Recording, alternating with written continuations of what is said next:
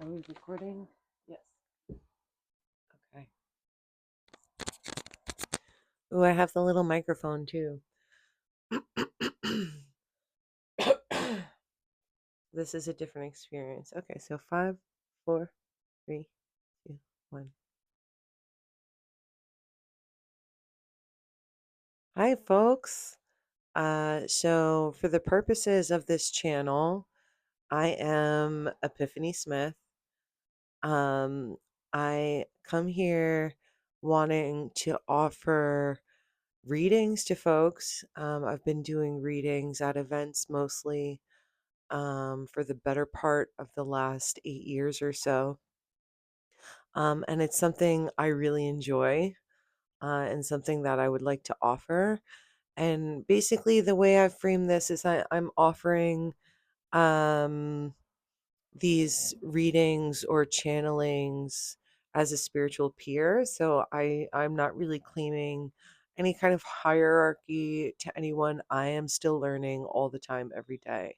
Um, I am studying to become a mental health peer advocate. My approach to life is that of is holistic. So, spirituality has always been a really large part of my experience. I kind of have always considered myself a seeker, but I feel like I've been called for a number of years now to really step into a role and offering service in this capacity. I am trained in Reiki up to level 3 and have taken some additional courses, though. If you read, I believe, my Buy Me a Coffee bio, um, I'm looking to recertify and kind of do that again and do some more in-depth coursework in regards to energetic, not only energetic healing, but energetic boundaries. I think that's something that I personally struggle with. And I think, this practice of being open online will certainly be helpful. In addition to doing card readings, there's a lot of information that I just want to speak on. I have a whole notebook full of information, and I was literally poised to start this back in May and just had the most intense kind of self-sabotage, fear, like coming up to these fear walls in a really challenging way. But that, open up, and whenever we hit those kind of obstacles, there are a number of different things that open up, right? We're forced to look at what scares us. We're forced to look at, um, you know, yeah, fear, pain, the shadow. So it's shadow work. So I spent a lot of the summer doing some shadow work. So that was really fun. And not only spiritually, but from a mental health perspective, seeing a counselor, even going to the hospital and receiving treatment that way. If you notice, and I would actually like everyone who consumes information from this channel to peep just about everywhere I have practical resources for mental health um, treatment, even just helplines, people to talk to. Because I personally, on my path, have had experiences of becoming overwhelmed, becoming kind of almost like the distinction between what I was experiencing spiritually and what was real in the three-dimensional reality, were kind of those lines blurred, and that could be really dangerous. So, you know, my the things that I'm constantly working on are grounding, um discernment, boundaries. Those are my personal weak spots, and it's kind of like that wounded healer energy, right? Of like, while I'm in the process of learning these different things and learning to use my discernment and learning to ground myself, and what grounds me, um because it could be different for everybody, just like in mental health, just like in physical health, just and just like in spirituality, like we're all one, but we're all these like different unique facets, like like glass made of volcanic sand versus glass made from Caribbean sand, Caribbean tomatoes, I don't know. Might have a different quality of glass. So we're all one. We're all channeling that light, and we're all, we all have our shadows, right? But our vessels are different. Our vessels come from different places on the planet. We have, just like we have different dietary needs, we might have different spiritual needs. So I guess that's today's talk. Oh, I can't wait. I can't wait to dive into that notebook, and I'm really excited. I'm feeling really good today. Feeling ready. Feeling ready. So I'm going to clip this. So also, I'm trying to see how much you could see there. All right. So also, I have amassed these beautiful decks, and my, oh my gosh, my guides are so stoked right now. My inner child, oh my god. Okay. But anyway, and I like to be really transparent and just really myself with this stuff too, because then I feel like that then gives somebody permission to whatever it is you want to do, whether it's to read tarot on YouTube or talk about this stuff on YouTube, or to go on a hike to make your dreams come true. Like when other people are vulnerable, I just read this great book about this by Brene Brown. Like when you're vulnerable, not only does that kind of like squash your fear and your shame, but it gives other people permission to do their, hey, they're tackling that thing, I'm gonna go do my thing. So yes, please go do your thing. That's another thing. I'm also an artist. I've been a working artist since my early 20s. I'm very fortunate. I don't have really formal training or education. I was really lucky to run into the right people at the right time. And I think that's the story for most of my life. And I'm very passionate about encouraging folks to go after their dreams, to pursue their dreams, because I do fully believe and have experienced that, once you decide you want to do something, the universe conspires to make it happen. Or the universe conspires to make it happen. It's quantum physics. If you think about something enough, it's just in your field, and when you come into contact with something else where that thing is also in the field, it starts to magnetize. Like you just start to magnetize what you need to. I actually just pulled a card about that today, about picking the thing you want to do, go in that direction, finding the first actionable step, taking that step, continuing to take steps.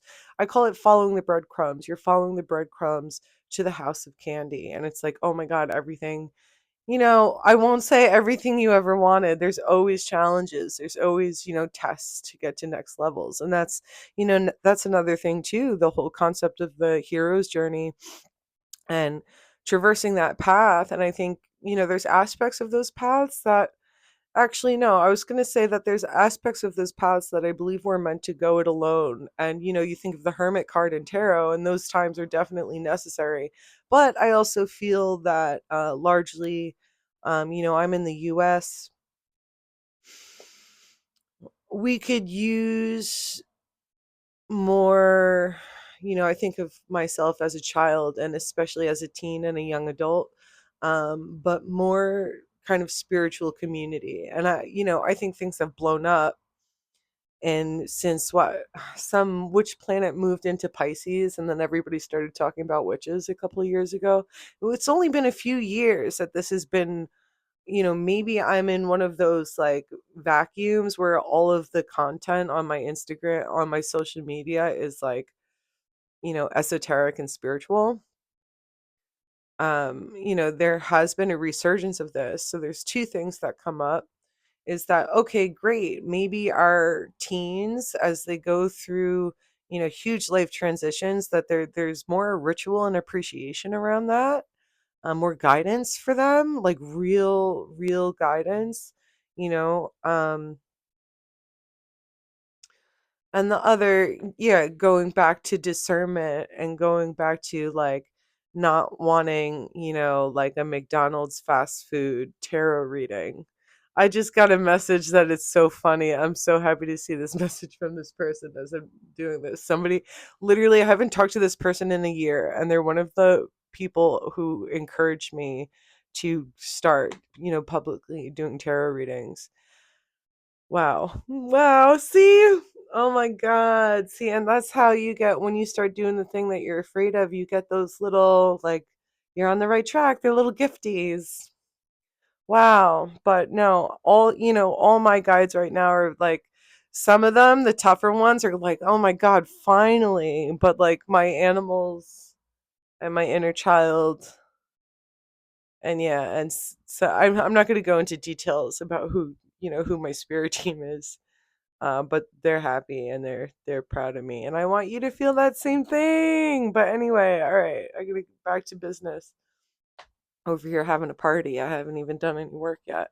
But basically, oh my gosh, I'm gonna review these decks. I have there's one deck that's out of print. Actually, the lovely individual who just texted me made those cards in a collaboration with their partner. And those are no longer in print. They are very special.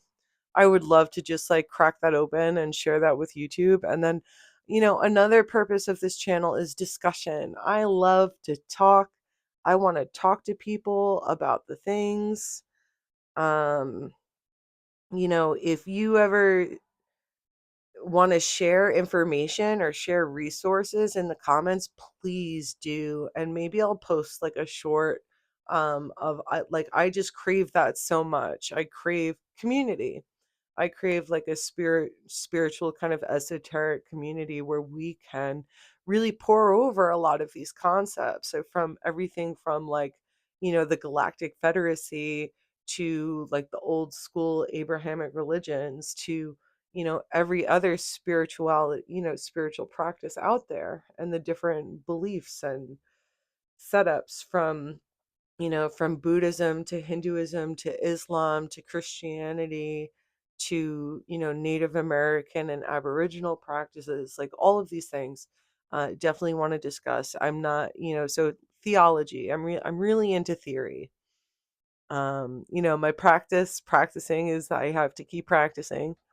Um, yeah, but hopefully, again, hopefully establishing this will help me to help motivate not only me but others, and then to share in that practice of like I totally did not want to meditate today, or I didn't have time to meditate today, and I woke up and threw some pants on and went and got went where I had to go, um and here we are.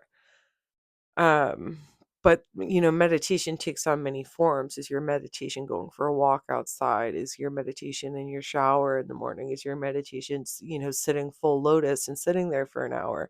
And they're all valid. They're all valid, and I think we have to, I don't know, we don't have to do anything, but that's what I believe, that it's all valid, and it depends on what you want to experience.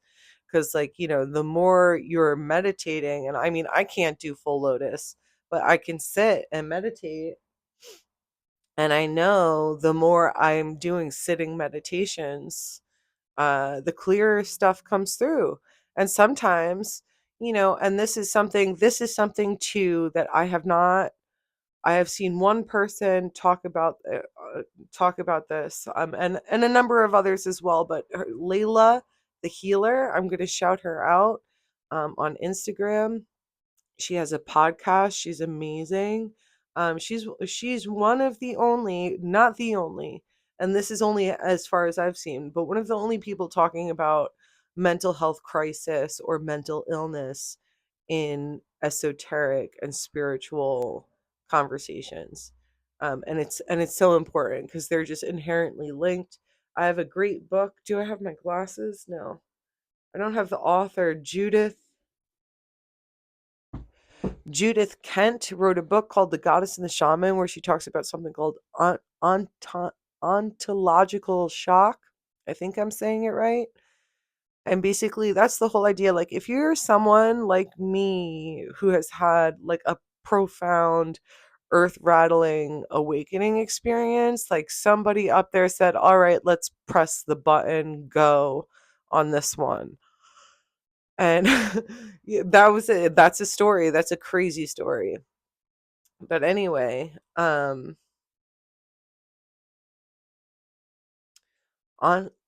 College, I'll have to look that up for you.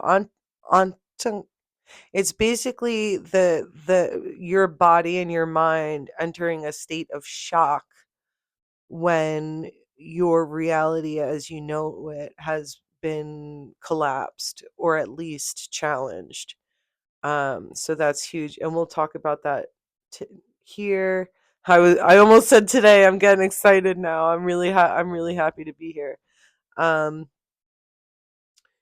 so we'll talk about that in depth. I have a whole notebook full of different subject, different triggering tarot cards, and like getting into those conversations with everybody of like, look, you know, you could look at it this way and be triggered and feel afraid, because that is how I've been there. I've been afraid of numbers, certain numbers, and I had to, and I remember my team being like, bro, no, like, please stop. It's not a scary thing, it's a good thing.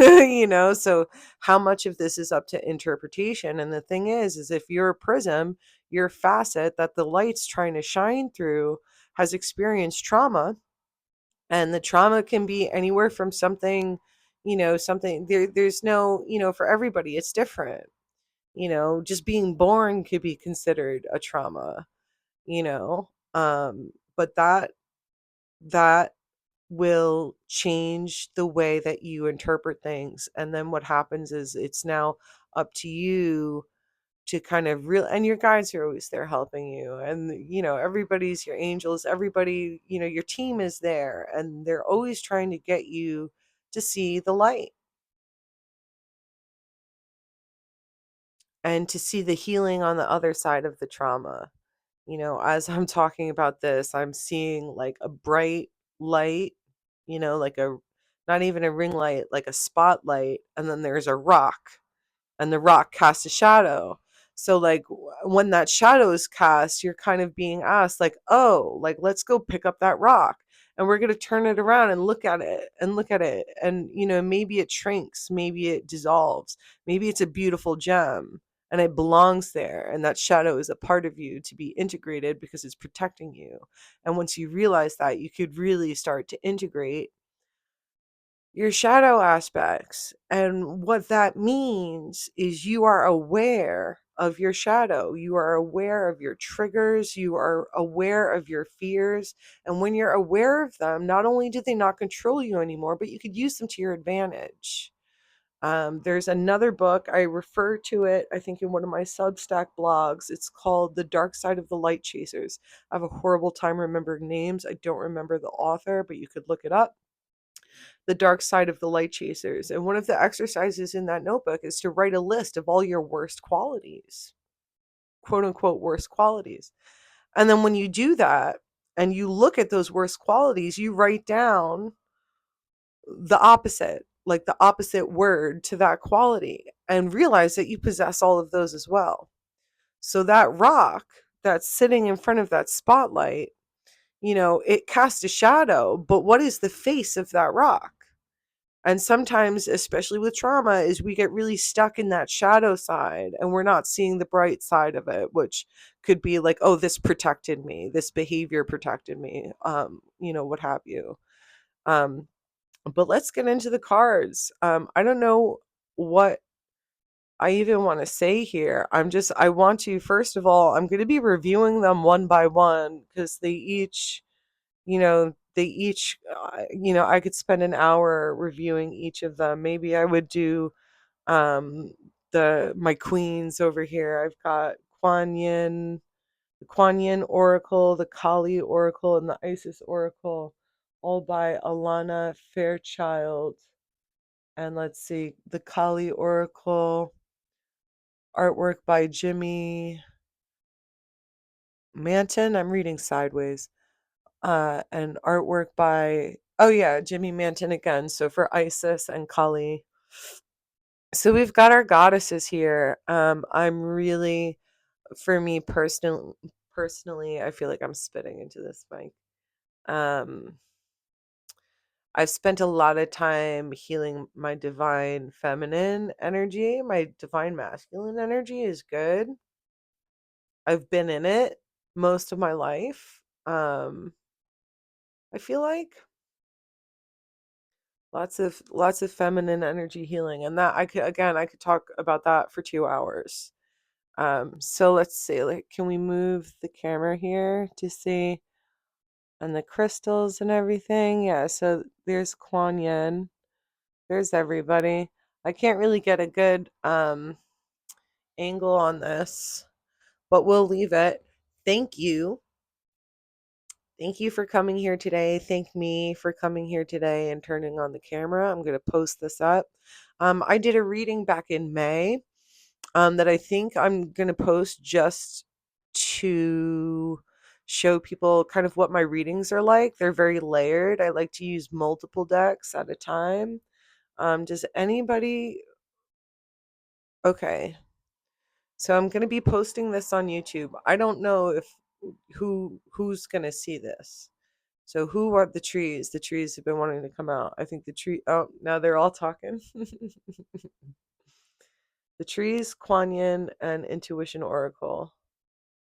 We could do a messenger, but I don't want to be here too long, and I'd have to readjust the cam. Or I could probably readjust the camera real quick.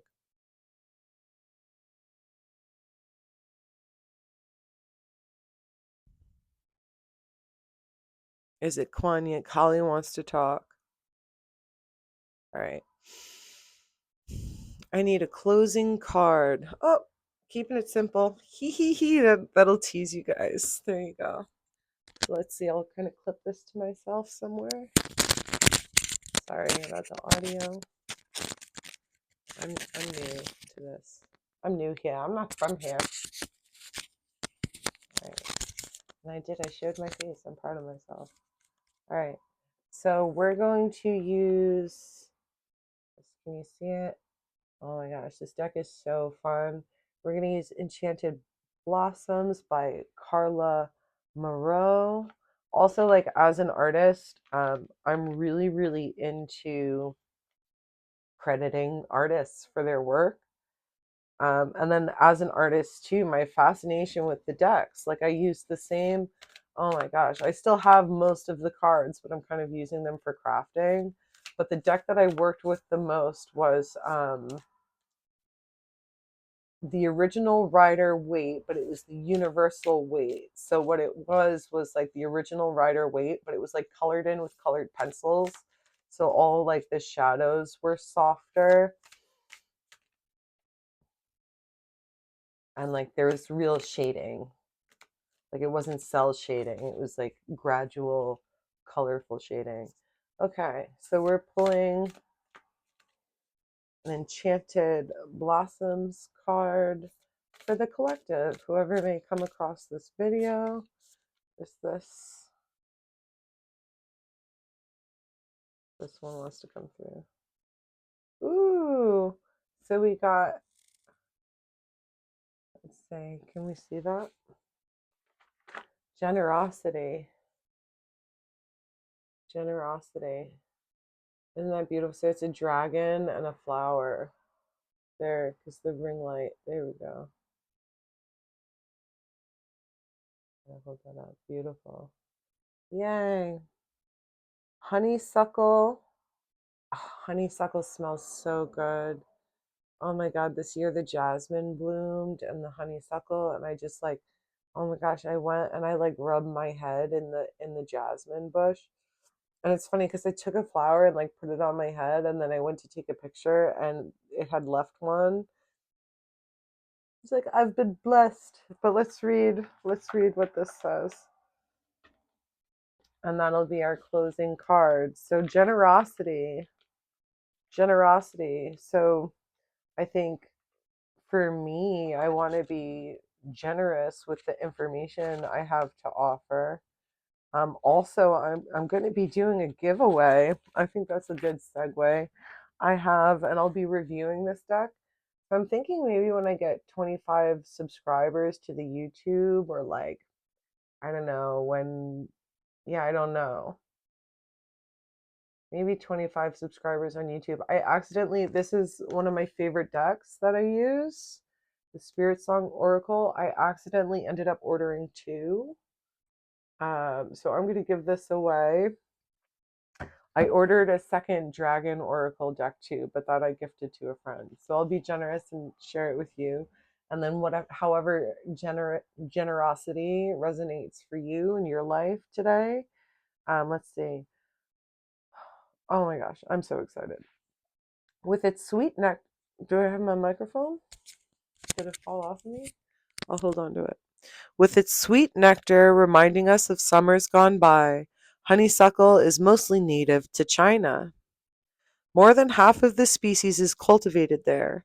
Its tendrils have been used to make rope and baskets for centuries and are still used for that purpose by hobbyists who enjoy working with natural materials.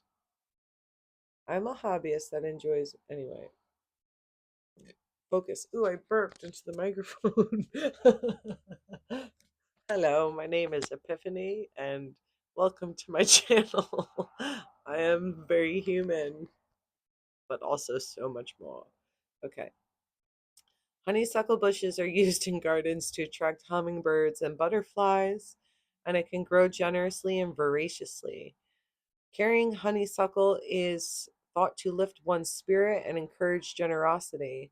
In A Midsummer Night's Dream, Shakespeare writes, "Sleep thou, and I will wind thee in my arms. Fairies, be gone, and be all ways away. So doth the woodbine the sweet honeysuckle gently entwist." Living generously and helping others can give you a sense of purpose and lead to a longer, healthier life. Be giving with yourself first. Find little things that will lift not only your mood, but your soul. This card may be making an appearance because you've been so wrapped up in the day to day grind that you have forgotten to take care of yourself. Commit to doing something that makes you happy every day. This is not about indulging every whim, but doing a few small things that make you feel good without taking anything from others. Once you are giving yourself joy, you can begin sharing it with others. Be altruistic with your money, your possessions, or your time. The more you give, the more you have to give. How can I be more generous with myself and others? What do I have to offer? This is beautiful. I'm really loving this piece about self care, about finding joy in your everyday. So if you're somebody who feels like you've been running, and you need to cultivate that joy and be generous to yourself in that way, to find time and space to say, um, here's something I could do for me today. There you go. Be generous with yourself and to be generous with others. Again, generous with your time. I think I know if anybody on here struggles with depression, um, I have found personally that doing volunteer work really, not only does it kind of get you out of the house and out of yourself, um, but it's just a different kind of dopamine rush when you've helped someone. So like if you could find your local food pantry, if you could find, there's the Red Cross, anything in your community. It's super amazing, and it's kind of a weird thing, because I know, like, I was raised with certain, um I don't want to, um there's that guilt, like that guilt of like, and even this thing that I do where I'm like, oh well, I'm kind of still doing this for myself. So it just stop, just go do something nice for somebody, for a friend, for somebody you see on the street. Go like volunteer. And yeah, especially if you're struggling with any kind of depressive or like blah or like feeling lost, it's like, well, I don't know what to do with myself. Go volunteer, and you'll probably meet somebody. Something crazy will happen. It gets you out of the house, it gets you in a different environment, it gets you around different people. And that's where, like, that's how synchronicity happens. Synchronicity doesn't happen when you're like curled up in a ball on your bed. And if you're in that space right now where you're curled up in a ball on your bed with your YouTube on, I love you, and this is gonna pass, and it's okay. I'm not a mental health professional. There's definitely resources down in the description of this YouTube video. There's nothing wrong with what you're experiencing right now. There's nothing wrong with you. Love you. Take care of yourself. Like, yeah, find the joy, and maybe try and I guess we're going down that road of that, like talking about depression. Like, for people who suffer with depression, it can manifest in a number of ways. Like, there's folks who, you're just having a hard time getting out of bed at all. Like taking a shower is like a win for the day. That's depression. But depression looks different for different people. There are people who have high functioning depression who, internally they're gray, but they're still up and at 'em and going to work every day. Whichever mode or expression of depression that you have, volunteering and generosity is great. Both ways, to give it to yourself, to give it to others, to receive that generosity. Oof, that's hitting. Anybody else who has trouble receiving? Um, yeah, so in light of that, if you came across this video and you just think I'm awesome and deserve some money, you could go to my Buy Me a Coffee. I don't remember the link. It's in the YouTube. I'll put it in the description. I think it's Buy Me a Coffee / Epiphany Smith MD, which is funny. I didn't put that there. It was like an extra Dr. Epiphany. I'm not a doctor. I'm not even gonna joke like that. I'm not a doctor. There's lots of disclaimers. I love you guys. I really can't wait to come back and talk about so much stuff. And mwah, have a great day. Bye. Where's the button? Oh, the button is behind the thing.